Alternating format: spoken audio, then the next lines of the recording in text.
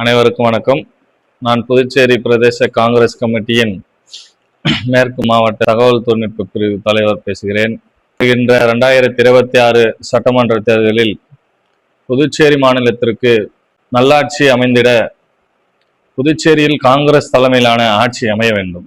காங்கிரஸ் திமுக இடையே சுமூகமான உறவு நீடித்து வருகிறது. சமூக வலைதளங்களில் திமுகவை சார்ந்தவர்கள் தவறான கருத்துக்களை பேசி வருகிறார்கள்.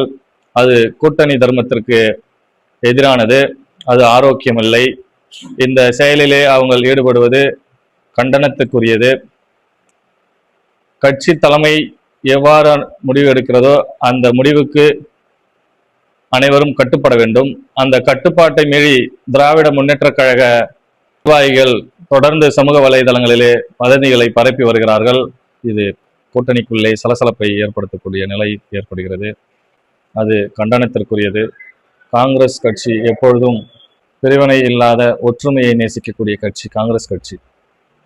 மேலும் புதுச்சேரியில் காங்கிரஸ் தலைமையில் கூட்டணி அமையும், காங்கிரஸ் தலைமையிலே ஆட்சி அமையும்.